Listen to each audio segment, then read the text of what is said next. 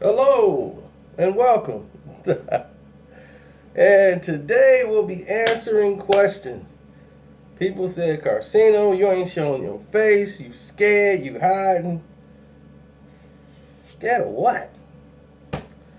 Anyway, I'm here to address a lot of the questions that people have had in the comment sections because it's gone way too far with these questions. Most of them are nuts. For anybody want to know anything about why Meek Mill is being the target of subject, because he's the target of subject on social media. Now, I'll address a couple of things early. This one person brought up, I justified Beanie Sigel ripping off people. That is not the case. What I did was, and people love to put words in other people's mouths.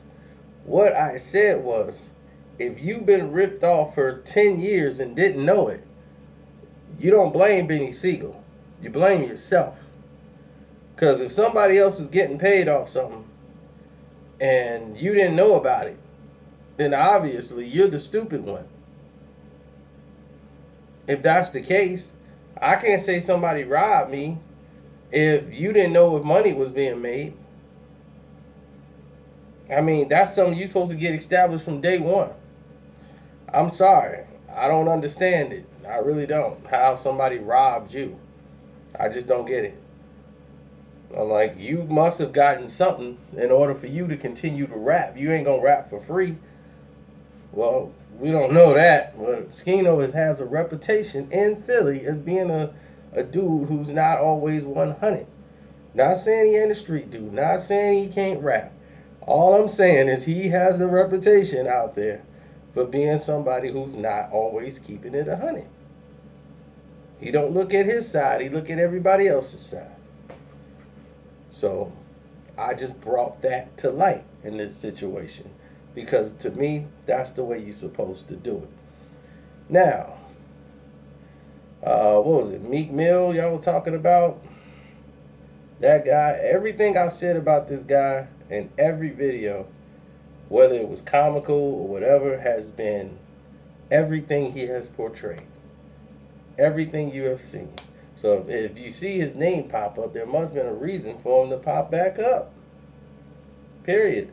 I don't care about the DC Cab crew hating on me. They can hate on me. That's a free country. Knock yourself out. But the threats are going down, down, down, down, down because he's fading away. He doesn't have any music out at the time. I mean, how hard is it to make songs? Now, we'll go into some of the other questions you guys have. Guys is like, one guy said, man, you need to do more on down south rap. I want to hear about Soulja Slim. Most of Soulja Slim's stories can't be told. Do you understand that? I tried to do it in the best fashion, and it only comes out wrong. Sometimes you hear these new no limit, no, I'm saying new, no limit Soulja videos, and most of those videos I don't get 100% accurate because I don't want to mention certain people's names for certain reasons that are very street, and then not say, you know what, I can't even do this one. It's very hard for me to do a Soulja Slim story. Do you understand that? Because if I do, it's going to be, yeah, then he came in and Thursday. And then Thursday happened, and that was it. So if you want a video like that, just to get hits.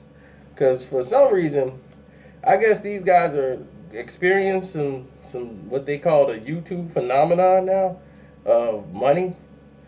And I keep trying to tell people, I don't do this for money. I really don't. The money that comes in was a blessing. I've been on YouTube when it wasn't any money.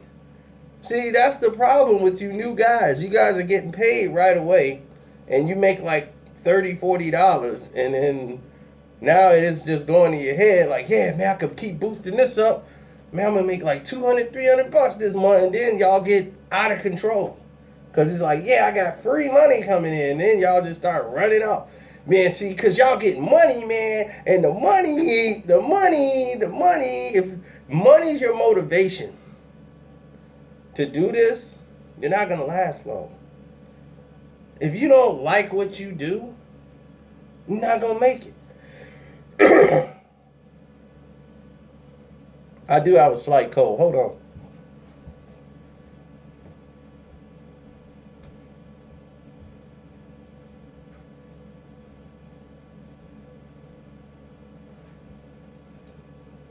Don't worry, I'm going to take care of the cold. It ain't going to get to a point where I'm out. Hopefully. But I do got to do something about that room. Because it gets cold in there at night. And I don't like that. I gotta get this heat going early. But if you don't sit there and have passion about the things that you do, you're not going to make it. Don't you get it? If you don't have passion, you're not going to make it. It's a very simple thing. It's not to be drawn out. It's not to make fun of anybody. But if you don't have passion, you're not going to succeed. Okay? And another question I get is, why was I hating on Dougie Diamonds or Doggy Diamonds or whatever? I don't know this person. I've never hated on him. I was sending somebody to his video saying, go in the description box and click the link and go to his video. How is that hate? To me, I don't get it. I don't know the guy to hate him. If I said Dougie, because I saw that and thought Dougie right away. Somebody said, no, it's Doggy Diamonds. To me, I gave him a better name. Doggy Diamonds. Teach me how to Dougie. That's it. Dougie Diamonds. There you go. I can help you out. And then that DJ astrology guy, I don't really know him enough to really remember his name too much, because I don't really. Sometimes people send me stuff from that guy. And it just so happens it winds up, I don't have a problem with him whatsoever. Do his thing. I mean, you want to make 45 videos a day in 16 different ways? I mean, he got 700,000 subscribers. That's wonderful. Do your thing, man. I don't hate on him one bit. I don't need to tell you the truth. I don't know how many subscribers I got. The people tell me I got that many subscribers. I never said, man, I got to boost my subscribers. I just don't. My thing is, I just make the video and I want people to hear it. That's my main goal. Is I want you to hear it. I want you to hear the words that are coming out of my mouth. Just like Chris said, you hear the words that are coming out of my mouth? Yeah, him. Now, another person was like, you should do a video on impersonations. I've done one of those. I just don't like doing it. It got to come within a rhythm where it makes sense to do the voice. To just bounce from voice to voice to voice to voice. You could throw yourself off. You'll be one person to sound just like the other person. And in reality, a lot of people sound the same. They have the same type of octave. Like sometimes if you hear Meek Mill and 50 Cent, they kind of sound the same. So people are like, man, your 50 Cent sound like Meek Mill. I was like, they kind of have the same octave. It's just that one is mentally slow and one is smart. And you could probably guess who the person is, or who's smart and who isn't. But now let's go to the next question. More boxing videos. Listen, we got the radio show tonight. I will be on Rope-A-Dope Radio tonight. Okay, we talk boxing on there. Chris Carlson is the host. It's Chris' show. I'm on the show, and I call in just like everybody else. You can call in. Put the link of the show in the description box. But Rope-A-Dope Radio every Wednesday night, 8 p.m. Central Time, 9 p.m. Eastern Time, 7 p.m. Pacific time. That's it. It's on the internet, or you can listen to it on your phone. You have the option, and the show is 3 hours long, and that's it. It's boxing all the time. Now, I talk more about things and I bring it out more on the show on purpose than I do on YouTube. And I don't get paid for the show.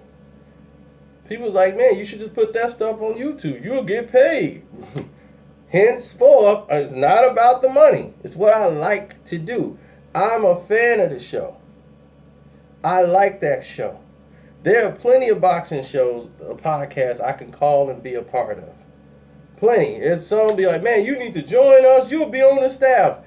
I don't want to run a boxing podcast because I'm always busy the majority of the time. Sometimes I might just happen to be on a date that Wednesday night. And I'm very mad. I was so tired I overslept the show last week. But this week, I am making sure I've gotten enough sleep so that I know I will be ready for tonight's show. That I feel good about. Because I'm never really up this functional at this time.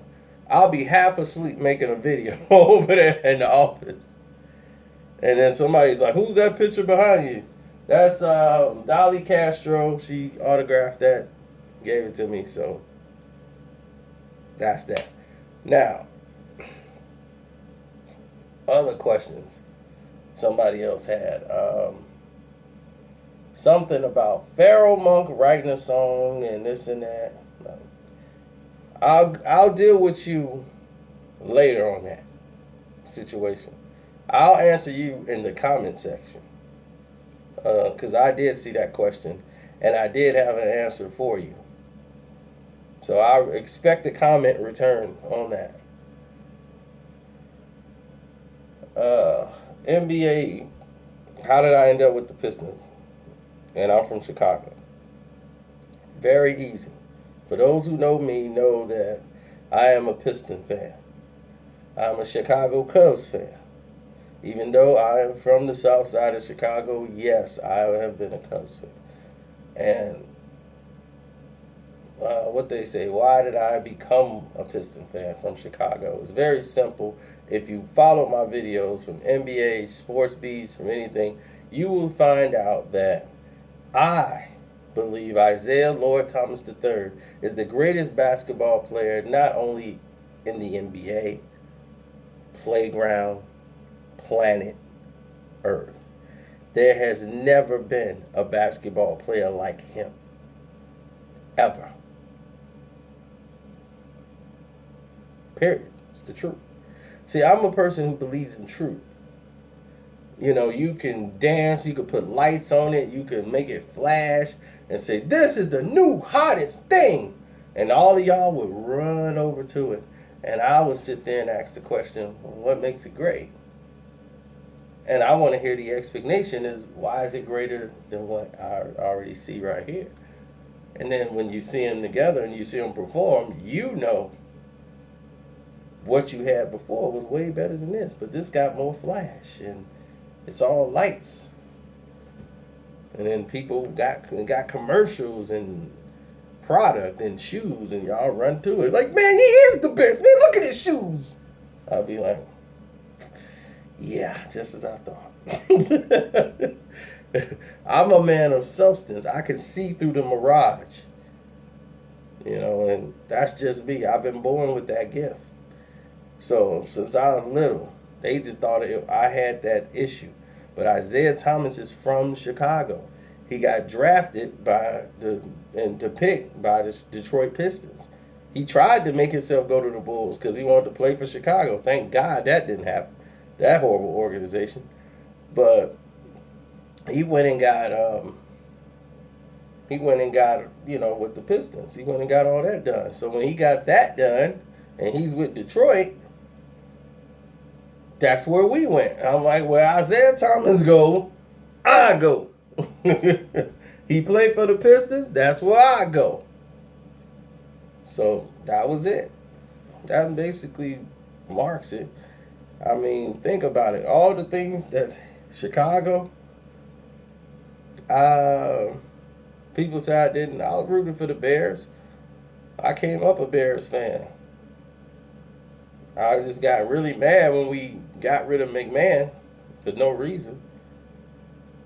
So I was mad at the organization for a while. But all the people I didn't like are basically gone. So I was able to come back to my team. And what else?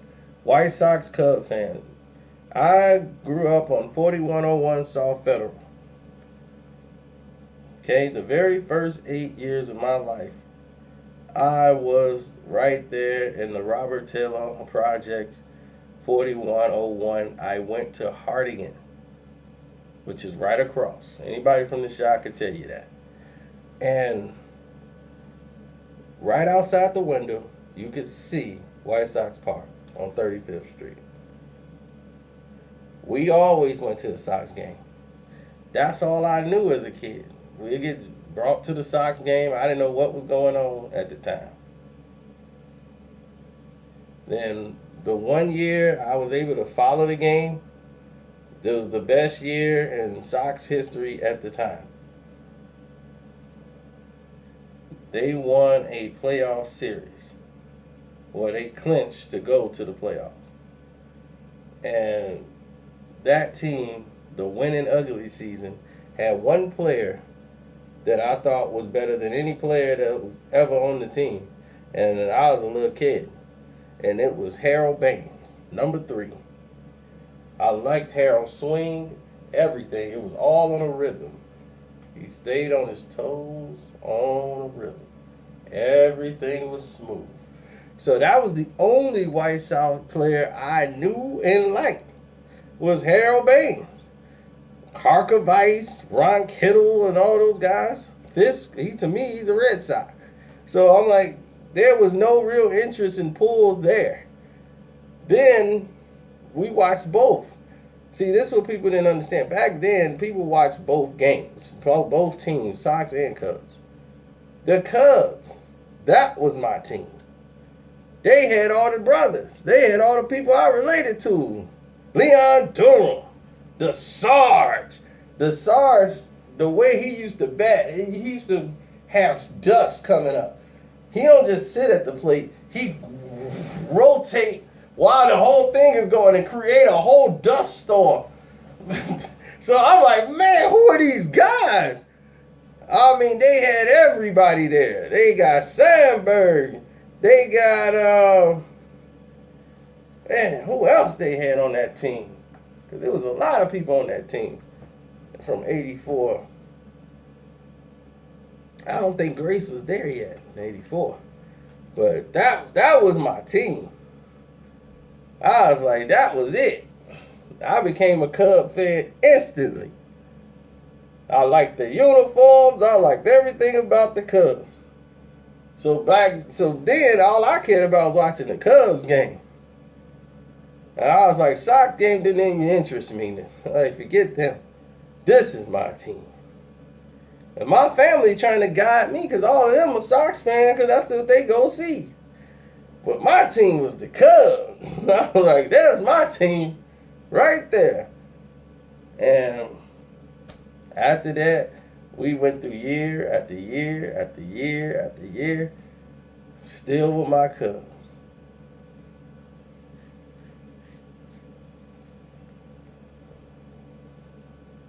I mean, that's just that. That's the gist of that. Another person says, how do you know all this stuff about hip-hop? You seem like you was a fly on the wall in every story. See, here's the situation. Most of the time, I am. Most of the time, I got the story for somebody who was standing right there. They don't want their name on a video. They don't want none of that credit. They don't want any of it. But you gotta understand that these people who are where they are now, years ago, they were working at Burger King. They were the guys that had the keys to the studio. Like, you want to get in there? Get in there. Now these guys got a position somewhere, or they making some new wave. And I'm like, dude, what do you do, man? Dude, I make apps now for these dudes, man. I'm working on dudes' whole app program. I'm like, dude, did anybody know that you made a lot of beats? You mixed a lot of albums? Yeah, I was great, wasn't I? Yeah, dude, yeah, man, I was something. I'm like, and this is what you do now? Yeah, I do it for like rappers, entertainers, and all that. You know my man do now? Yeah, remember him? Yeah, well, yeah, you know, he's still peddling drugs to entertainers. I'm like, oh man, dude. So a lot of this stuff we know is because we got people already on the inside. They've been there. We know how the program works. We know who the crooked people are. We know who the people are that was great. Who was like, man, these dudes, we wanted them to win because they were good people. And the industry just drove them out till they just got mediocre music labels now. They're like, this is my music label. Yeah, mediocre music. Yeah. They just don't want to give it up because they love the music. But the powers that be would never let them back at the table again because it's ran by the same people, but it's just new face, new paint. So, any more questions? Put them down, and we'll try to get to them. I don't want to make these videos too long. It's your boy Karceno. I'm out. And for the record, I am not fat. As you can see, if this is what you call fat today, then I am it. Other than that, I am not fat. I just have a fat face. Don't know how that works. Maybe that's why fat chicks keep approaching me when I'm in the mall. I have nothing against fat people. I mean, there's each for anybody, but that don't mean I want to carry the load. I want some fine chicks. No, not to say that fat chicks ain't fine. They are some really cute fat girls. Just, it ain't gonna work with me. Maybe somebody else come down the line, and I got a buddy. You gotta keep one of them. You gotta have a buddy too that love fat chicks. If you got one of them, you can have a great time. You got a bad model chick, and she'll be with like 3 like offensive linemen, and they'll be coming down there, boom, boom, boom, boom.